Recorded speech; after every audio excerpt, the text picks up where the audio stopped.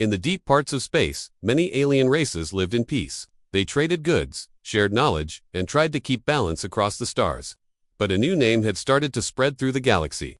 It came in whispers, carried by frightened merchants and broken soldiers. That name was humans. No one knew much about them. Some said they came from a blue planet called Earth, far from the center of the galaxy. Others believed they were just a myth, made to scare children. But a few had met them and survived. Those few told stories that were hard to believe. These stories said that humans were not like other species. They were not stronger or more advanced. They were not even the oldest race, but they were different in another way. They were smart, fast to learn, and more dangerous than any species the galaxy had ever seen. In a spaceport on the edge of Varnock territory, two alien traders spoke in hushed voices. One was tall and had 4 arms. The other had dark scales and glowing eyes. I saw it, the tall one said. With my own eyes, they took down a cruiser with one small ship. No big guns, just clever moves. They tricked the captain. Impossible, the scaly one replied. No one defeats a Varnock cruiser. These creatures did, the tall one said, looking around nervously, and they didn't do it with brute force. They made the crew fight each other. The scaly trader shook his head, but deep inside, he felt a chill, far away. On a Varnock battle station, Captain Eli Brooks was reviewing a report. He was in charge of guarding the borders near human space. He had heard the rumors but did not believe them. Aliens often made up stories when they lost a battle. He thought humans were just another young race trying to join the galaxy. But the latest report was different. A human ship had entered restricted space. It was small, not built for war. The Varnock patrol went to stop it. What happened next was shocking. The human ship sent a signal saying it was peaceful. The patrol moved in. Then, suddenly, the patrol lost contact. Later, they found the patrol ships floating in space, empty. Eli frowned. What happened to the crews? He asked. Gone, said his officer. No signs of struggle, just ... gone. Back on Earth, Commander Nora Fields sat in a dark command room. Large screens showed maps of nearby star systems. She read reports of alien scouts near human space. She didn't panic. Humans had prepared for this moment for years. They knew that one day, the galaxy would find them. Nora looked at her team. They're watching us. They fear what we might become. We must be ready. Earth had been quiet for a long time. The planet had united under one banner. No more wars between nations. All minds focused on one goal, survival in a dangerous galaxy. They sent out ships, not to conquer, but to explore. They listened, watched, and learned. The humans knew they were not the strongest, but they had one strength that others did not. They never gave up.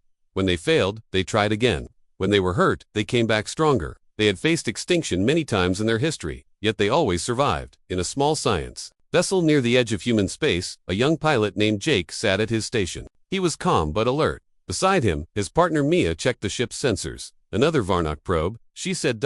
Jake nodded. Let it watch. We have nothing to hide. But deep inside, they knew it was not true.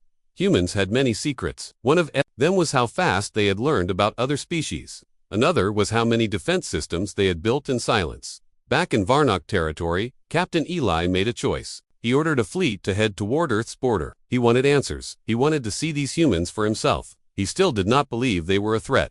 3 days later, the fleet arrived near a small human station. The station sent a simple message. Welcome, we ask for peace.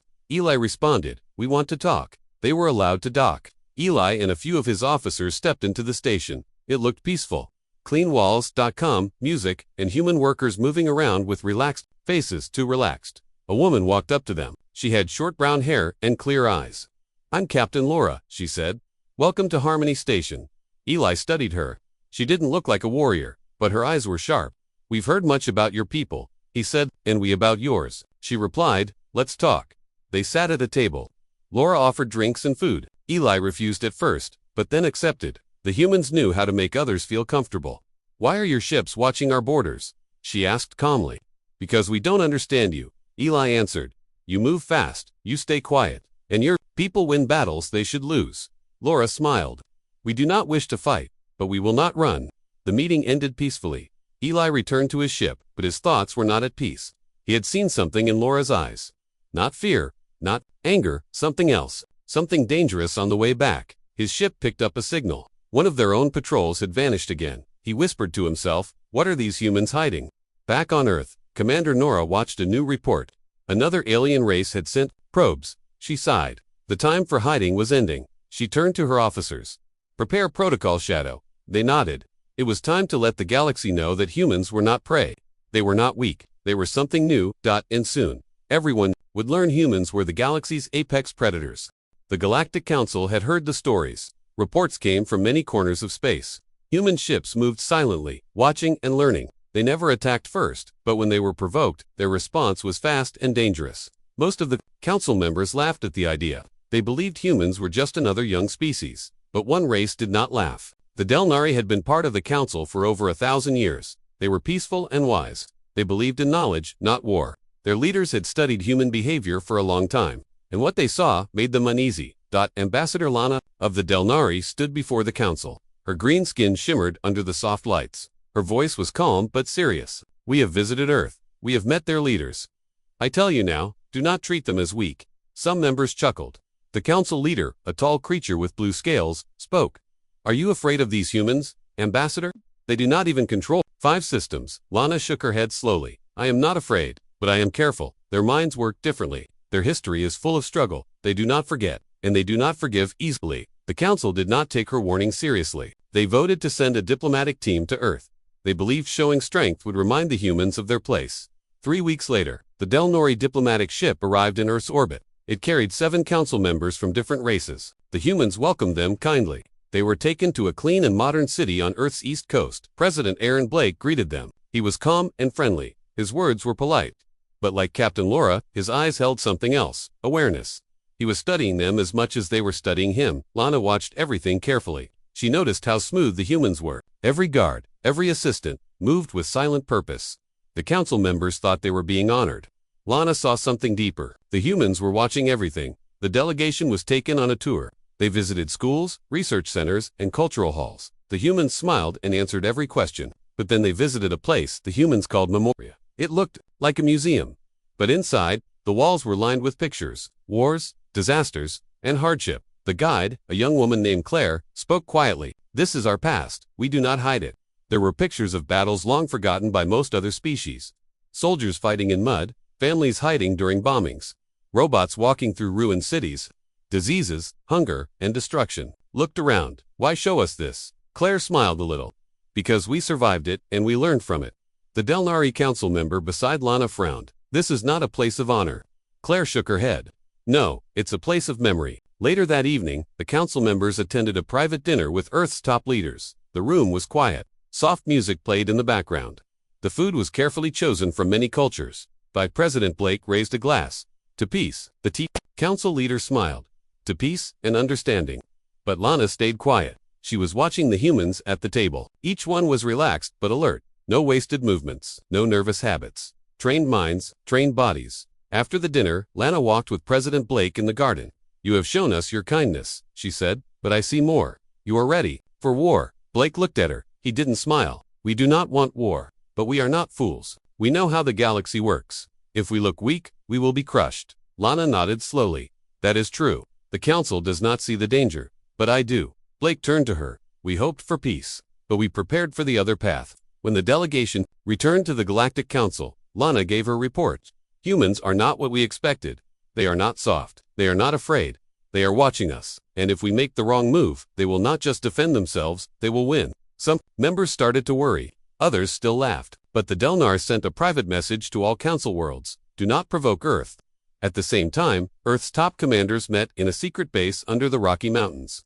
Commander Nora Fields stood in front of a large table, maps glowing. With red and blue lights, the Delnari are careful, but others are not, she said. We have signs of movement from the eastern stars. Probes, spies. They are watching us more closely now.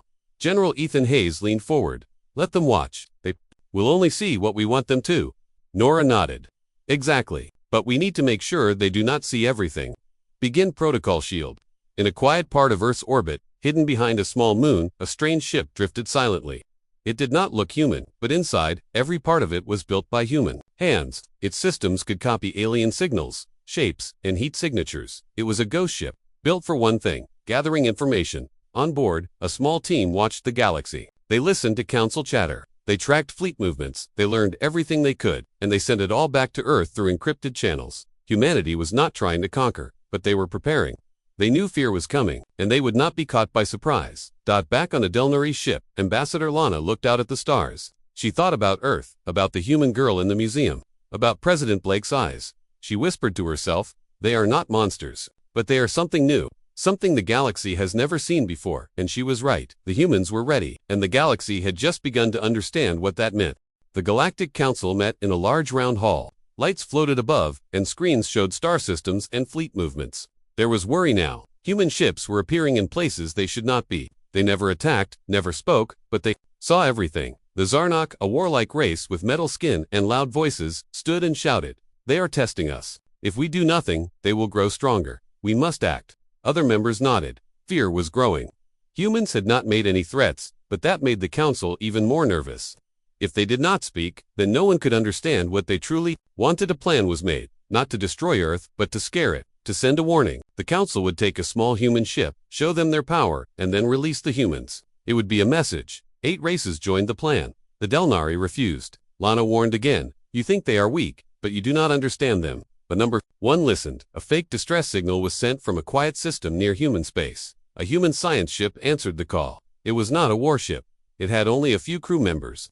The trap was set out as soon as the ship arrived. Powerful gravity nets pulled it in. The humans could not escape. Their ship was taken to a secret base hidden in a dark asteroid belt.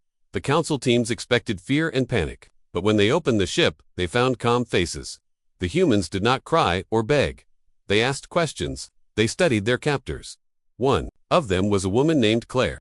She smiled at the guards and asked about their technology. A man named Ryan took notes with his eyes. He remembered everything. The council teams grew confused. These were not just scientists. Something was different. After 2 days, strange things began to happen. The base's systems started to fail. Doors opened by themselves. Cameras went dark. One guard swore he saw a human walking freely, though they were supposed to be locked. Then came the blackout. For 7 hours, the base lost all power. When the lights returned, the humans were gone. Files were missing. Security systems were wiped. Half the base's weapons had been disabled. Panic spread. Ships searched the asteroid field but found nothing. The human ship had disappeared. On Earth, Commander Nora received the message from Claire herself. It was short. "We are safe. Protocol, Shadow complete." Nora smiled. They took the bait. The mission had not been about rescue. It was a test. The science ship was a special unit, trained in escape, stealth, and information gathering. The trap was expected. The plan was to let it happen, and then learn everything from inside. General Ethan said, "They wanted to scare us. Now we know their base, their weapons, their leaders." Nora nodded. "It is time for Protocol Apex." A few days later, strange reports came in from Council space. A fleet of patrol ships near the secret base was found drifting, systems fried. Another outpost found all its data stolen. No signs of a fight, no alarms, just silence. One message was left behind, painted on a wall in black. It was a symbol, a human hand, open, with claw marks across it. Inside the palm, a strand of DNA. The message was clear. Humans had been there, and they wanted the council to know it. On the Zarnok homeworld, the leaders shouted at each other. This was not an act of peace. They have declared war. But Ambassador Lana stood and said, "No, they are giving you one last chance." The others laughed at her. But some began to wonder. Captain Eli Brooks, now back from Earth, was assigned to track a human ship believed to be behind the base attack. His orders were clear: intercept, disable, capture if possible. His fleet moved quickly. They found wreckage of Zalthari ships along the way. They had been torn apart. No signs of energy weapons. Only precision damage, like something had cut through them. Eli's second officer whispered, "Sir, ... This wasn't a battle. It was a hunt." Then they found a signal, human code. They followed it to a dark zone near a dying star. There floating, alone, was a single human ship.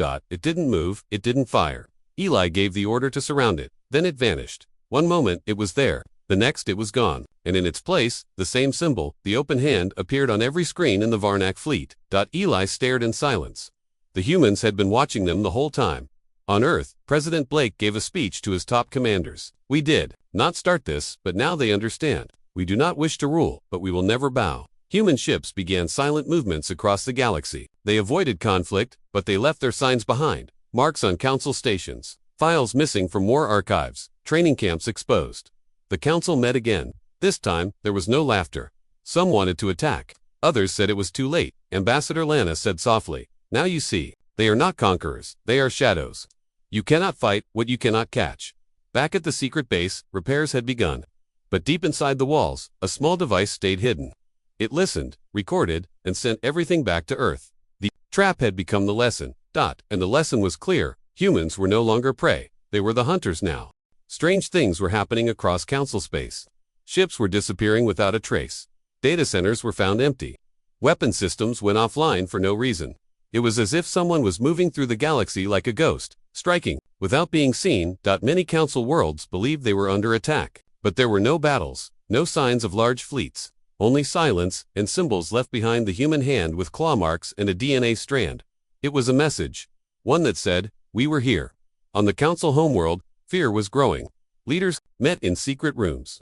They tried to understand what was happening, but nothing made sense. Their security systems had been strong. Their fleets were well trained, yet humans moved through them like shadows.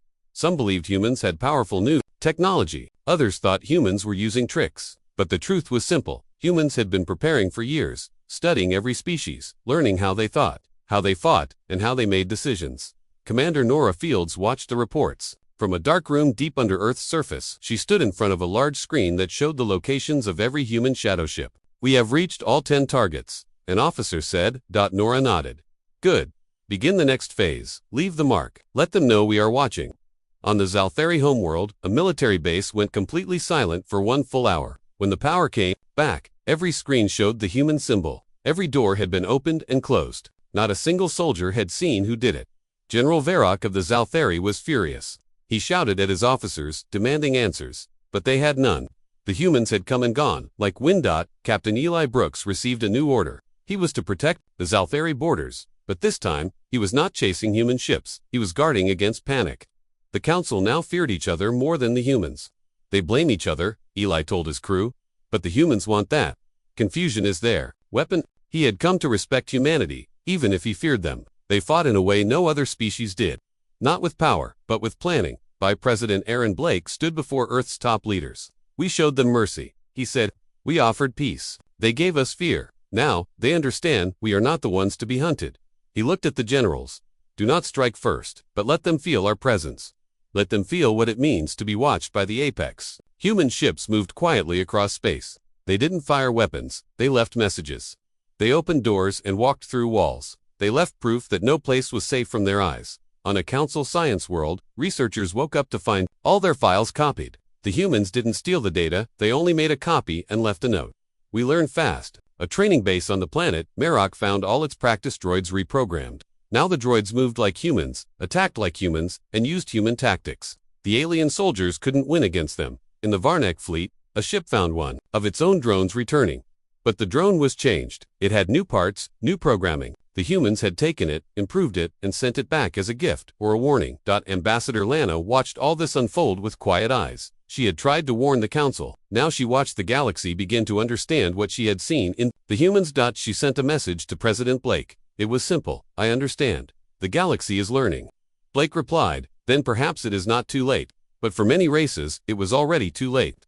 Their fear had grown too strong. Now, they prepared for war, even though they had not seen a single human army. The council leader called for a full meeting. Every race was present. The hall was filled with worry.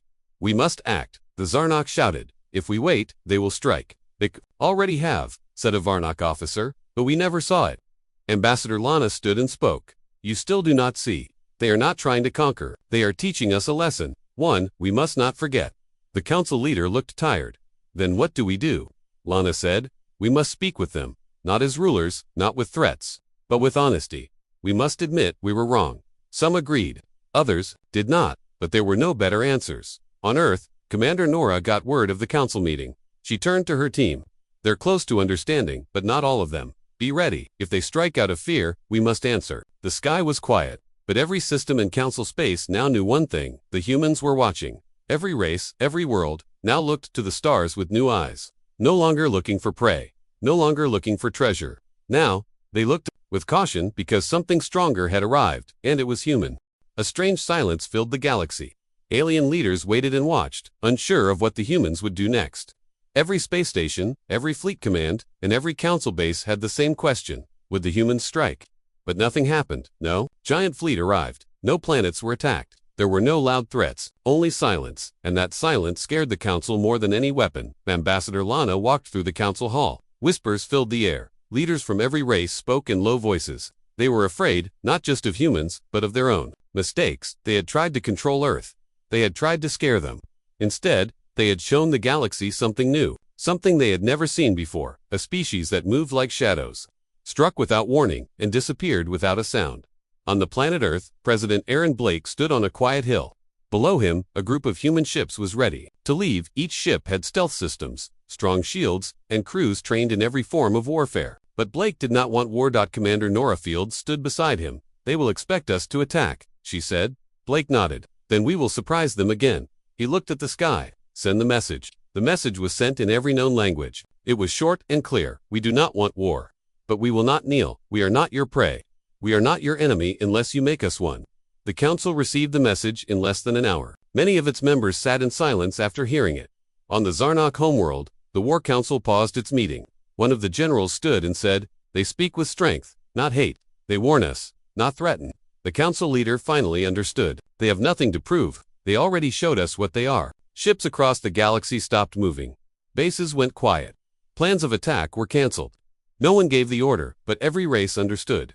The humans had drawn a line. Ambassador Lana sent a final message to Earth. It said, "We hear your words. We respect your place among us. We hope this is the beginning, not the end."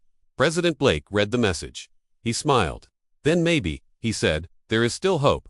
The human ships stayed on alert, but they did not strike. Instead, they continued to explore, to watch, and to learn. And the galaxy began to change. Where once humans were unknown, now they were respected. Where once they were seen as weak, now they were feared, not because of their weapons, but because of their minds. Years later, stories of the times spread far and wide. Traders spoke of the silent ships that passed without a sound. Soldiers remembered the strange symbol left behind on walls and screens. And children of many races grew up hearing tales of Earth, the planet of survivors, thinkers, and hunters. In a classroom on a distant world, a young alien asked his teacher, "Are the humans still out there?" The teacher nodded slowly. "Yes, they are out there, watching, waiting, not for war, but for peace. But if peace is broken, they will not hide." And on that day, one more child learned the lesson the galaxy would never forget. Humans were not monsters. They were not machines. They were not gods. They were something far more dangerous. They were the galaxy's apex predators.